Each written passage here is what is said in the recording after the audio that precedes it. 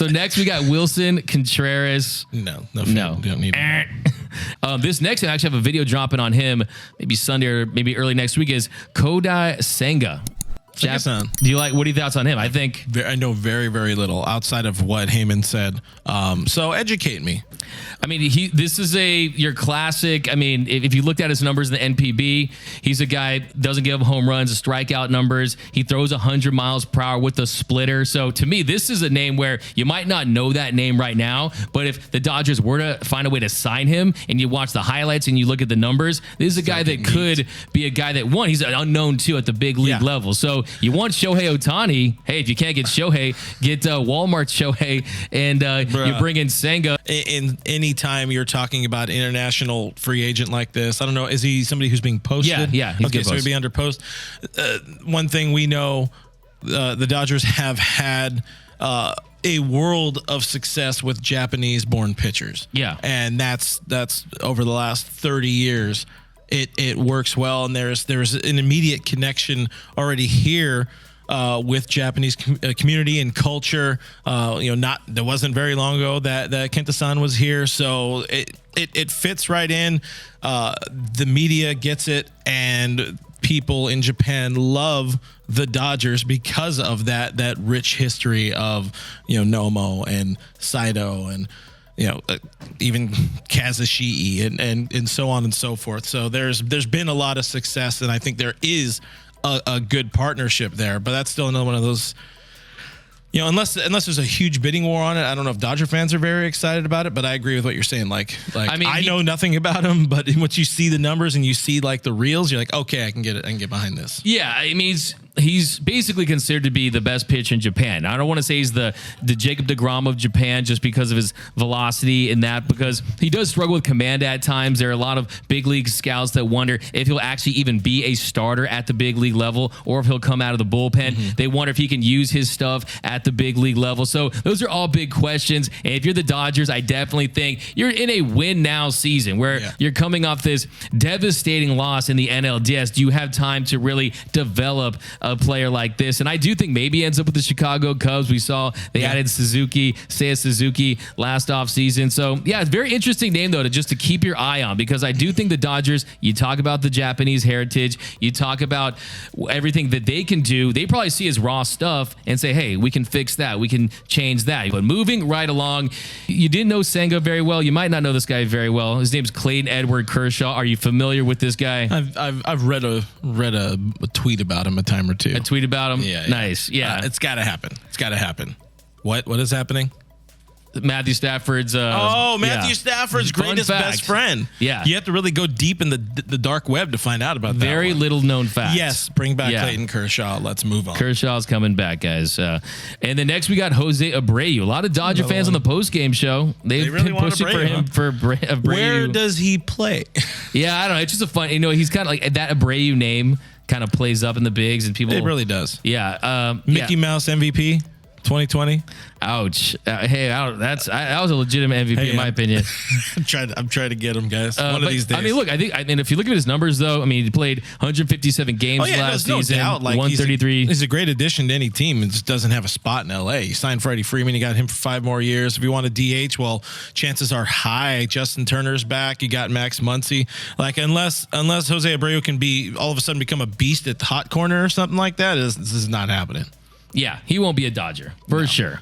I know how much you love this next guy, though, Brandon Nimmo. Finding That's your Nimmo. guy. That's Brandon your guy. Nimmo. Look. So number 10, Brandon Nimmo. We talked about him a couple times on the Blue Heaven program, on the Blue Heaven podcast multiple times, and he's a very interesting name. What are your thoughts on Brandon Nimmo? And I'll tell you what I have. I mean, I like it. You got yourself a plus defender. You got yourself somebody that's it's a good, if you don't bring back Bellinger and you're not going out and signing Aaron Judge, this is, if you're bringing somebody in and it's not a trade, this is the type of dude you go after. Absolutely. That's it. I like it. I think it's another one of those where it's like people aren't going to be very excited about the name, but he's a difference. He's absolutely a difference maker, and he's not coming in to bat third or fourth or second. Maybe second if Trey Turner's gone, but That's a good great addition. point. Give me your thoughts. No, I think that was a great point you made right there. He's not coming into bat second. And I do think if you look at the bottom of this order, yes, I am pushing for more slug, but also we've seen the bottom of this order struggle to hit for contact. And he's a guy that he hits for contact at an elite level. Yeah. He's improved his hitting against left-handed pitching. Defensively, we know he's one of the better outfielders in the game, in the 91st percentile in outs above average. But there is an issue I have with Nimmo, and that is he has been injury prone throughout his career. And I worry about that when you look at some of those projected contracts. What does Heyman have him at? Heyman 7 has years, him at 145. I mean, we're looking at those kind of numbers. That is a no for me, dog. That's a no for me, dog. Shout out to the great Randy Jackson, right? Yeah. I mean, for me, I had him at like 5 years, 80 million, something in that range. Yeah. If you do non-tender a Cody Bellinger and you do Nimmo move off some guys. Is he a... Okay, good. He is not a Boris guy. No, he's not. He's not a Boris guy. Somewhere in the realm of possibility that could work. Yeah, no, he's a fun player, man. A 134 WRC plus. Defensively, imagine Mookie and Nimmo out there just roaming the outfield. If you lose Cody Bellinger, look, if Cody Bellinger's non-tendered, you are going to lose his defense. And there's not a lot of guys in the system that are going to come up and play defense at an elite level. Nimmo's a guy you could plug right in and you could get that contact. And I think that he would thrive with the Dodgers. But I just don't think at the price that he's going to get, at the contract that he's going to command, I just don't love him at that price. I want to see him at 80 million, not 145. And that could be John Heyman. And I think I know why you thought maybe Boris was trying to goose his number, right? But yeah. I mean, look, this is a premium position, man. These guys can also play left. Again, he can play left as well. But I mean, at that rate, if he is trying to get that kind of money, you take another year flyer on Cody Bellinger. Yeah, it's not. That's a former MVP. Maybe somehow he finds something, maybe he switches strains and it wakes something up in his noggin or whatever. Stops playing baseball. Yeah. Top 9. Let's go. I mean, can you imagine? I mean, look, we'll probably get to that in another show, but yeah, I do think that you do keep that in your back pocket thinking, hey, Cody Bellinger, we'll see if he can figure it out. It's not the years. It's one more year. We know defensively he can contribute. Offensively, can they get him where he needs to be? But it's definitely a great point. And then next at number 9 is Edwin Diaz. So we're probably looking at I know. I'll dub that in. Yeah, there it is. Dude, the Timmy trumpet. Dun, dun, dun, dun. That'd be electric at Dodger Stadium. What are your thoughts on Diaz in Dodger blue? That's going to be a lot of money. And sure, it's not my money, but if we're worried about starting rotation, if they want Aaron Judge, if they want a Carlos Correa, something like that, I feel like you have some closer options already in place. I would love to have him. I think anytime you can get a 103 mile an hour fastball and a nasty slider, you get that. He immediately makes the bullpen the best bullpen in baseball by a wide margin. But let's be realistic. It's not going to happen. The Dodgers aren't going to go and sign a pitcher a relief pitcher, a 1-inning guy that's potentially looking for in the eyes of Heyman here 5 years, 105. Yeah, I mean, as you look at that price, I'm a big never say never guy, but I'm pretty confident saying that Edwin Diaz is never going to be a Dodger at that price. I mean, there's a lot to like. 28 years old, best closer in baseball last season. The advanced numbers love him. A 131 ERA, the xSlug, the expected ERA. They definitely say that, hey, this is the best reliever in the game. But look, the reason why I would hate this move is, one, Andrew Friedman is not going to want to pay up big money to a reliever. And then 2, I thought we were supposed to go with closer by committee. I thought it was about playing the matchups, and I think you could still do that with an Edwin Diaz. But if you have Edwin Diaz, you're going to want him to come out there in the 9th with the Timmy the Trumpet. He's not going to be a Dodger. I know I've seen people out there actually pushing for this, and I just think you can allocate that funds elsewhere. And we know the Dodgers, they can find relievers. They can develop those guys, and that's the ultimate position. Just look at Chris Martin last season, Evan Phillips last season. You can plug guys in, and you get their best year. Phil Bickford. Dodgers closer 2023. Let's go. Phil Bickford. I think he's a potential trade candidate. I mean, but I have him on my trade list. Yeah, I think it's hey, man, different show. Phil Bickford. The next coming in at number 8 is Dansby Swanson. So Dansby Swanson, a lot of Dodger fans out there interested in him. If you look at his year last year, he had his best season. I mean, Yeah.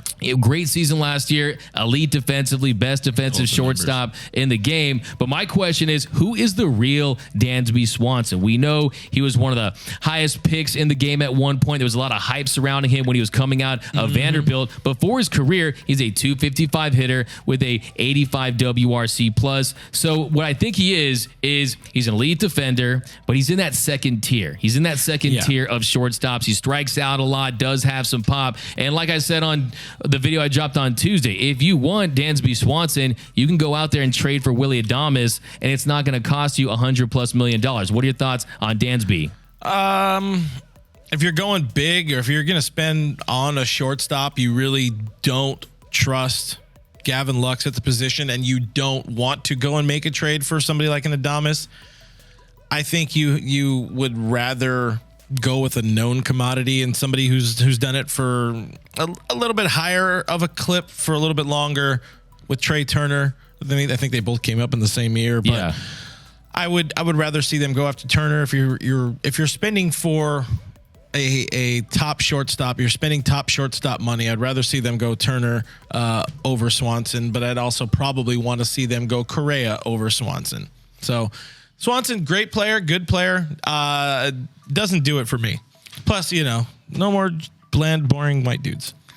Yeah, I mean, I think if you're looking for intangibles and leadership quality, and you're looking for a guy that can light a fire, Dansby feels like a dude who just wants to just show up, do his job, go home. Yeah, I mean, look, there's a lot to like, though. Great player, yeah. You can definitely debate that till the cows come home, and I'm with you that the Dodgers need some added fire. But I think it'd be interesting. I mean, the 2015 draft class, he was the first pick. Walker Buehler was 24th. They both went to Vanderbilt, friends with Freddie Freeman. There are some connections on this team. Also, next season with the restricted shift, you definitely want a trusted shortstop. But I'm with you. I definitely don't want to commit the years. And I think he's a guy that has put himself in a position to get a really nice contract. Some of these numbers from Heyman, I really hate. They're terrible. I mean, They're 7 really years, bad. $175 million. I mean, he's in John Heyman. His agents are in his pockets. And no offense to John Heyman, but I mean, no way I would spend that kind of money on a Dansby Swanson. I'm not the biggest give the bag to shortstops kind of guy in the first place, but also something you do like about him is with Trey Turner out there, Carlos Correa out there, even as Xander Bogaerts, who had his best defensive season last year, you really don't know what the future holds for them at that position. With the Dansby Swanson, you can feel pretty confident about the fact that he's going to be at that position for the duration of that deal. But that's a no from me. I know Tim Rogers, a lot of Dodger fans out there want him, but I would much rather pivot to a Adames trade. But moving right on, we've got Carlos Rodon. Are you riding with Rodon? I mean, he's another interesting name. Big lefty, power arm. The money is going to be the big factor there, and I think he won the offseason. He won his offseason because he went and had himself a great prove it 2022 season. So, Rodon would be a great addition. He's somebody who's in this past has had a fair amount of injury issues, but stayed healthy for the greater part this past season. Really solid addition. I would probably prefer LA add a right-hander over a left-hander, but Rodon's a good pitcher. But the money's going to be, again, another factor. It's like fans will be more excited this year if they signed him than they would have been last year. And I don't know what my criteria I'm looking for here. He would be a great addition. You would feel like him plus one more person and, Anderson and Kershaw, you got yourself a win of an offseason. Yeah. Absolutely. Yeah. So I'm aboard it. It's just that's – it's like an A1 or A2 guy I would look for. Like, he's not the first guy. Stop everything. We need that man. Because I don't know if there's anybody on my list like that. Though. Any of those guys? Yeah, I mean, to me, it's conditional on the contract. Yeah. But if you look at his numbers last year, 225 FIP, that was first at 264 expected ERA, led all of Major League Baseball in strikeout rate at 33.4%, second in FWAR. So there's a lot to like, but I'm with you. I think it's the years that he's earned with the season that he had. Let's say he had a pretty solid season, but he flashed, and the Dodgers say, oh, we can get him for a 1 year, $25 million deal, or even a 1 year, $30 million deal. Then I think they jump at that opportunity, because let's not forget, the Dodgers, they did offer him a contract worth north of $20 million last season, but they didn't give him that option. They didn't throw that option onto there. So, yeah, I just don't think that's going to be a possibility. I think if the Dodgers are going to add an ace, it's going to be on a shorter-term deal. I think deGrom, who we'll talk about in a few seconds here, would make more sense because you could get him on a shorter term deal. Rodon, I think, is going to get a 4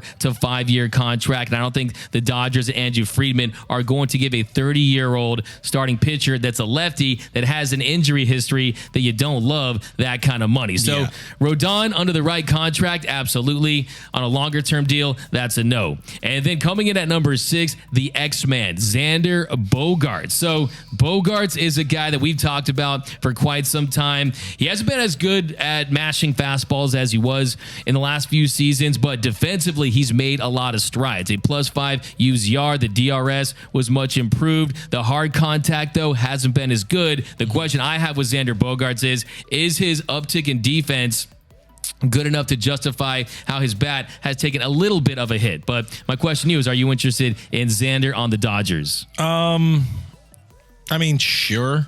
If you're not getting Turner, you're not getting Correa. Definitely Xander Bogaerts is the guy you want. You like the ability to get on base. I mean, he's somebody that potentially could plug in if the team is smart enough to look at or at least explore moving Mookie out of the leadoff spot and putting him in more of a run production spot. He's somebody who could lead off because he does find his way on base. Presumably, I don't watch a lot of Red Sox games, but presumably he's somebody who would take a lot of pitches if you're walking 100+ times a year. He's a name. He probably brings a little more fire to the team than Trey Turner in some way. I like him. I do really like the package that Xander Bogaerts brings. He's still young. He's next year he's playing his age 30 season. You would hope the pop can come back. Kind of get back up into the mid-career, we'll say mid-career ranges that he had. But I like him. There's another one where I'm not. I mean, maybe I'm just old and bitter, but I don't really want or need anything or anybody. But no, I like Xander Bogaerts.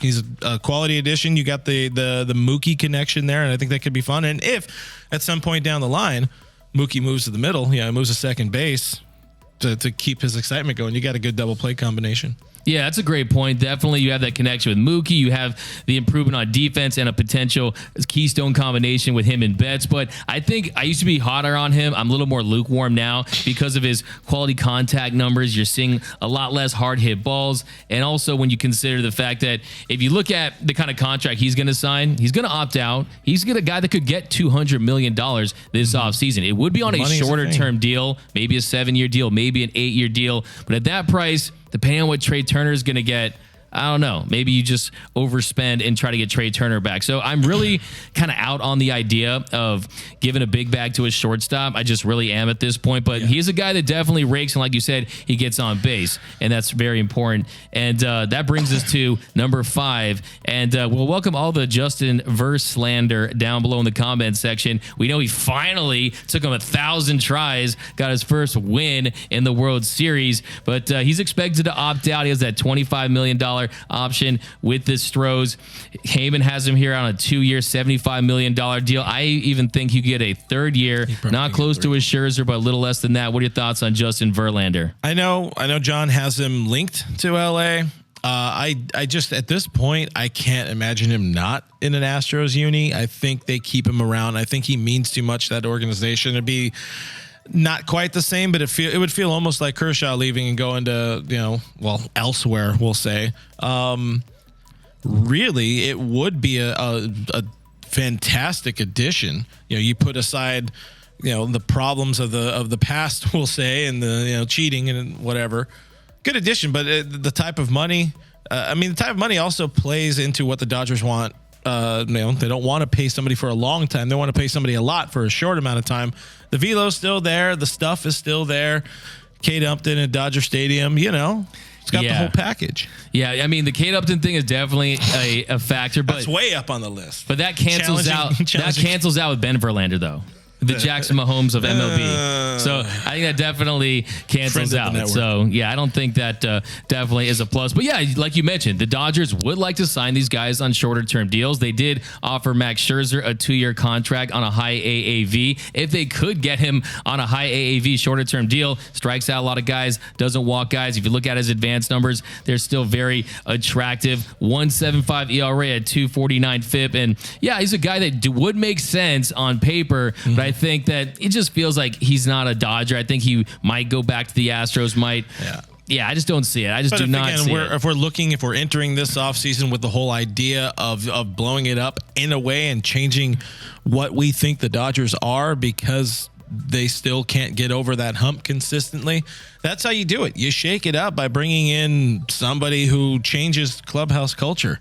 And that's him. No, he definitely has a strong voice in that clubhouse. But look, I mean, this Dodgers team, their goal every season and definitely next year is to win the World Series. Yeah. So why bring in a perennial World Series choker into your rotation? So that is another good point. You do got to look at those numbers. And I think we got to look at those numbers a little bit more. Yeah, no Ben Verlander. Yeah. But yeah, so the next, of course, is Trey Turner. So that, of course, is the biggest Dodgers free agent without question. There's a lot of rumors, a lot of back and forth that he prefers to play in the East Coast and he wants to sign maybe the Phillies or the Braves or a team like that. John Heyman has the Dodgers, Phillies, Cardinals, Red Sox, Cubs, and Braves, and a 9-year, $275 million contract for Heyman. I think that's one of his better contracts that he's had on this list. But what are your thoughts on Trey Turner? I don't know, man. I keep going back and forth on Trey. Like, he's regular season. Trey Turner has been phenomenal as a Dodger. He's been great. You know, I mean, put together a batting title quality season, really both years as a Dodger. But I don't know. Is there too much of a bad taste left in our mouth from the postseason? And should that really play a factor in it? There's a lot of money. You know, if you wanted to spend on a shortstop, how come they couldn't do that for Seager? But also this, projected contract is kind of more in line with what they offered Corey. I think we can feel pretty comfortable in assuming they don't feel very comfortable with Gavin Lux as their starting shortstop. So it makes sense to have a return with Trey Turner. I'm not going to be mad at it at all. It would be a smart move to bring back one of the best shortstops in baseball. Yeah, he fits in the clubhouse as well. Yeah, I mean, look, there's no question about it. He is one of the most productive, one of the most durable, one of the most dynamic shortstops in the game. And if you look at that kind of money, at least it isn't the 10 years that Corey Seager got. Maybe they could get him on an 8-year contract because you consider his age. He's 29. He turns 30 in late June of next season. And if I'm the Dodgers, I'm saying to myself, well, hey, 30 of his 194 hits last season were infield singles. Since 2017, he's led all of Major League Baseball by a wide margin in infield singles. Once you start to lose that production and he loses a step, his batting average is going to take a hit. And also, too, last season, he kind of changed his approach. You saw more swing and miss, more chase outside of the zone. The on-base percentage was down. The power numbers were down. So he didn't necessarily have his best platform season. He went from a 142 WRC plus player down to 128. So definitely a little drop off in that department. Maybe he was pressing. And for me, the biggest thing was that he never was able to prove himself as a plus defender. He is an average shortstop at best. He cost the Dodgers in a big spot in game 2 with the error that really led to the game-winning run. And the Dodgers lose that game and they go on to lose the series. I do think he did answer some questions in that NLDS, did have an 11 OPS, had those 2 home runs, but for his career, he entered with a 561 OPS. So really one of the worst postseason performers of players that have had that many opportunities. So if you ask me, I think when you look at this shortstop position, the options they have, you could slide Gavin Lux right over that shortstop position. Will he be elite? Probably not. Can he cover a lot of territory? Does he have some athleticism? I think he could grow into that position to the point where if he isn't above average bat and you say, hey, we're going to use that money elsewhere, I could be absolutely fine with the Dodgers letting him walk. Now, you talk about Corey Seager. They offered Seager $290 million. Rangers offered him $325 million. Dodgers offered Corey Seager before the 2021 season a $250 million deal. They did not do that with Trey Turner. So I just don't feel that buzz between the two parties. It doesn't feel like he's going to be a Dodger after this season. But I'm just very interested to ask you, where do you think he goes? Do you think it's the Phillies? Do you think it's the Braves? I think the Red Sox are interesting. Philly has just a very clear need at shortstop. Yeah. And it's been pretty loud. That link has been pretty loud. It's not going back to the Nationals. New York does not. The Yankees, or both New York teams, and maybe the Yankees, but the Mets don't need a shortstop. You got Francisco Lindor locked up for the rest of his life. Philly just stands out. Go Birds. Yeah, go Birds. Yeah. Bryson Stott not doing it for you? Not quite. Not doing it for you. Great walk-up music, whatever that. I keep wanting to Shazam. Do you guys remember Shazam? Yeah, keep Shazam. wanting to Classic. Shazam that song because I don't know what song Shazam that is. your TV. Yeah. It's like, yeah. No, Okay, I mean, Shazam. look, I think Trey Turner ultimately signs with a team that's almost similar to a Corey Seager, where it's not your big market. It's not the Yankees. It's not the Dodgers. It's another team that says, hey, we could benefit from this big name, this established all-star, and a guy that can help us win. This is not taking anything away from Trey Turner as a player. He's still a top 15 guy. But last year, I thought he was a top 10 guy. And we learned a lot about Trey Turner this season, and I think it helped. Yeah. I think it helps to have that rental run. We leased him for a year, and now we don't really want to buy the car. Yeah, and it's almost like he's a Lamborghini, right? But you're going to drive your Lamborghini from your mid to late 20s, not into your 40s, right? You're going to switch that nice Benz, that nice Bentley. Trey Turner's a guy where how much longer is he going to stay at the shortstop position? Maybe 4 years, maybe 5 years. Does he go to second base where he did struggle last season? He does. Does he go back to the outfield? He does not project as like. Yeah, he doesn't project as a third base option or whatever. Yeah, he does not. The trajectory looks like it dips off, not quickly, but when it does, it's going to be painful for anybody paying for those final 4 years of a deal. If it does end up being somehow a 10-year deal or whatever. Yeah. So it sounds like we could talk ourselves into it. We wouldn't be mad at it. Yeah, but it's not a must sign. You have to hashtag pay Trey. Yeah, you shouldn't. And Grant, it's not our money. We're happy if he does show up, but we shouldn't need to talk ourselves into going on this date. You shouldn't need to talk yourself into it. It's like, this is nice. Yeah, absolutely. We're not feeling it.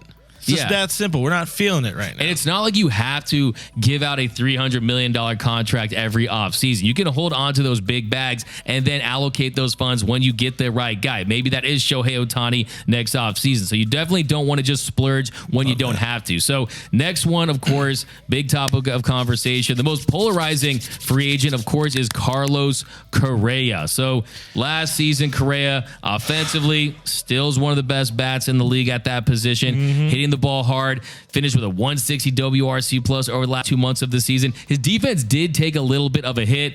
His age, though, 28 years old, so really in the prime of his career. What are your thoughts on the Dodgers and their pursuit potentially of Carlos Correa? I've been now on the Carlos Correa train for 13 months.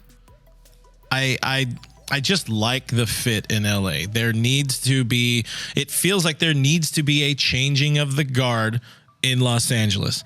Not so much that he's going to come here, or Correa would come here and this is going to be his ball club. No, but a different voice, a different mentality, somebody that's maybe going to challenge the status quo a little bit. And guess what? He's going to come here with a whole bunch of haters, and that's something that's exciting. That storyline, how many times we're going to be able to write about, Carlos Correa comes to LA, fans react to Carlos Correa, whatever, something like that. But all of that aside, he's a very good baseball player. He's in the prime of his career. The last year did not start out that well. It was his first time not being a Houston Astro in his life, and that's a change. But now he's used to it. Now he's played for a different ball club, and I think, if he comes to Dodgers, there's so much for him to have to prove. Maybe you get the best out of him. So I like that. I like the idea of Correa because you got to know the facts. Yeah, so you're not a never Correa guy. I'm not a never Correa guy. If you don't know the facts, you need to shut the... Oh, he wasn't ready on the button, yeah. Babe, it's something different, and different excites me. Chains and whips excite me too. Thank you, Rihanna. The money, the years, that's going to be the question, and he, of everybody on the list, feels like the guy who could challenge the expert predictions and could be got for less time, más dinero. Yeah, I think that's the big thing for me. I think if you just completely ignore his affiliation to the 2017 Astros, a guy who has openly admitted to cheating and banging trash cans, and he was a big voice in that group. But even if you take that away, prior to the last 2 seasons, he's only played more than 110 games once. He has had some injury issues throughout his career. 2020 is a short season, just to say.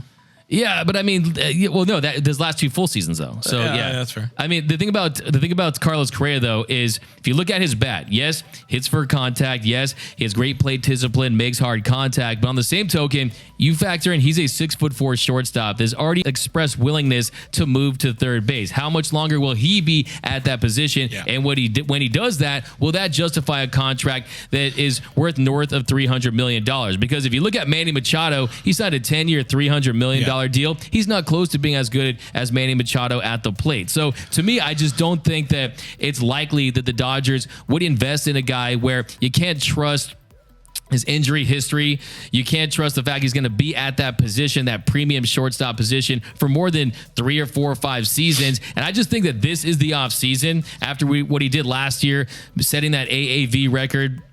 This is the offseason where at 28, he needs to sign that long-term deal. And I think he ends up with a team like the Cubs or the Giants, I think, could be a player for Carlos Correa. He loves orange. Cheaters wear orange. So I definitely don't see him with the Dodgers. And now if the market collapsed for him, which I don't think it will because he had another great season, he was durable, finished the season strong, I think maybe he would entertain a shorter-term high AAV deal. And the Dodgers, they would possibly jump at that opportunity. But you also have to remember, too, that you don't just go to the free agent store and go to the shortstop aisle and just put guys in the cart. They have to want to sign with you, right? Yeah. It's like you buy a house. The person who owns the house gets to pick the buyer, right? Carlos Correa has to want to be a Dodger. Does he want to go through all the backlash of being a Dodger? Would he actually want to do that? Maybe he would, maybe he wouldn't. But for me, it just doesn't go beyond the fact that I just don't anticipate the Dodgers offering him a 9 or 10-year deal. I just don't see that. If it is something where he's not going to be a shortstop for very, very long, for more than half of that,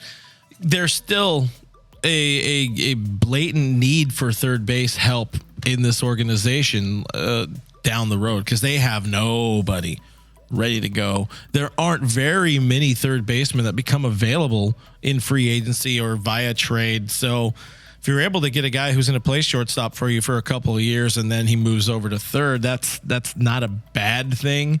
And the arm would still play up, the glove would still play up even as the range dips, but the range won't be as important if he's at third base. Yeah.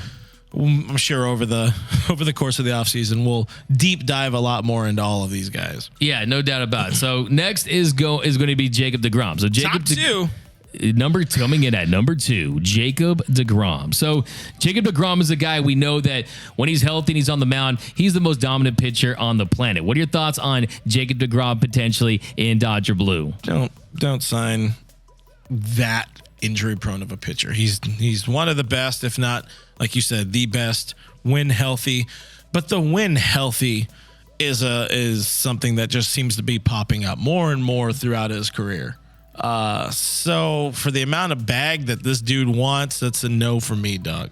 Yeah, I mean, there's a better chance that Anthony Davis is going to stay healthy and pitch for the Dodgers than Jacob deGrom. I mean, he's dealt with injury issues again and again, and it's not like... What's that? I'm getting word Anthony Davis just broke his back with you talking about that. So that's... Data Davis. Anyways. Yeah. No, I mean, look.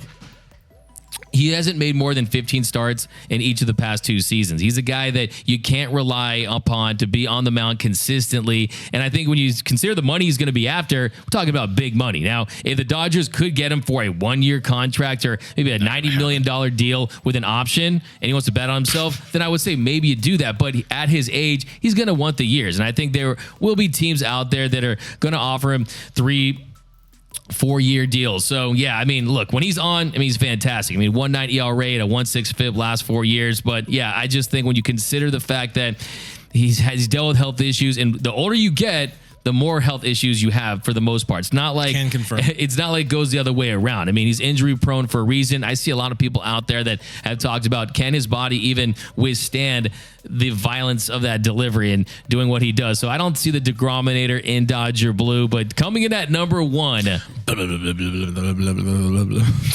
is Aaron Judge. So Aaron Judge, the Yankee legend at this point. The Giants, we know, have already said they will not be underbid. That's what they said. That's the quote for Aaron Judge. Do you think there's any chance? I may not be a smart man, but I know what free agency is. There you go. Yeah. Aaron Judge, I was higher on him during the season, like even mid-season before the Maris talk and the record, the AL home run record was a thing. I just don't like the way what is he, 6'7", 6'8"? I don't like the way a human that big projects to age. And I don't want to. You don't want to pay for somebody who's eventually going to be a DH. He still has elite years in front of him. He's had years with some significant injury concerns and woes and all that kind of stuff. He's missed time a lot of times, but when he's healthy, dude can absolutely rake. But he's also doing that at Yankee Stadium, which is, kind of a little league field at times. So it does not translate as well in Los Angeles. I was higher on him in June than I am now. I don't think you sign him and move Mookie to center. I think that's an option. I think Mookie going to center, Cody being non-tendered, Mookie going to center, not second base because they have enough infield help. I think that would be the path, but it makes less sense to me now. You're going to be linked. They're going to be linked to every big name free agent, but I don't see the connection. I don't see the future there as well. Maybe, but also it's about, being able to win 3 rings in 10 years. So you get somebody like that with the pop, not to say he has some sterling postseason, stat line of his own. If you want postseason stats, go get Giancarlo Stanton. Yeah, I mean, he's had good moments. He's had bad moments. He's had series where he's hit 3 home runs in series. So there has been times when he has come through in the postseason. But I'm with you on, if you look at the size, he's a big guy. But also consider the fact that really didn't get his start until he was like 25. So he doesn't have the same wear and tear and tread on the tires as other big leaguers. So I think that you could say maybe he's a young 30-year-old at the big league level. But I think when it comes to Aaron Judge, it's really it boils down to, yes, he has this reputation of being a loyal guy. But are you going to be loyal to the Yankees or going to be loyal to the Giants? And if you're loyal to the Yankees, the team that brought you up where you're this Yankees legend, or you go to play where you're from, why the hell would you go to the Dodgers after all that? That seems like a middle finger to the Giants and to the Yankees. So, yeah, unless the Dodgers can court him and sell him on the fact that we'll keep you healthy, we will put you in the best position to win World Series titles, you can play alongside Mookie Betts and Freddie Freeman, maybe there is a spot where he does consider it, but I do think it's going to be a Giants and Yankees race. I think there is going to be a bidding war. And I mean, if you're going to have to pay big time, you're going to have to really back up the Brinks truck for Aaron Judge. And I just don't see the Dodgers doing it. I mean, outfield is a position of need. And I think that if you want to go that route, he is a guy that would fill that hole massively. And you got Aaron Judge and Mookie Betts, 2 of the best players in the game. It would be box office, but I still think he ends up with one of those teams, Yankees or Giants. And I do think the Giants, like I said, they are a team to look out for. I mean, they have been lining themselves up for this signing for years. I think they're going to make a full court press on trying to get him in San Francisco. They have a lot of payroll freed up right now. A lot of payroll. Yeah, they do. I mean, they are in prime position. And if he joins the Giants, it's a less of a hitter's park, but and it's also almost like what the Padres did. They signed Machado to be like the, hey, guy, free agency, we're open. Like, we're ready to try to build a franchise to win again. And, they're giving out them big, you got any of them $300 million contracts? Yeah, they're going to have up in San Francisco. I mean, I think either Correa or on Aaron Judge, they're definitely going to be big players. So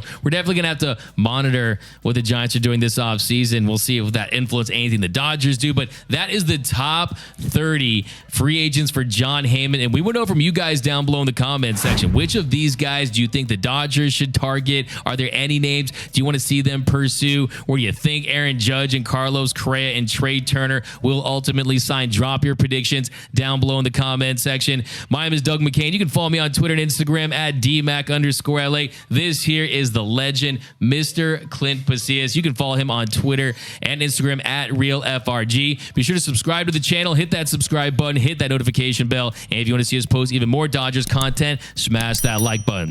And as always, think blue, bleed blue, and we out. We out.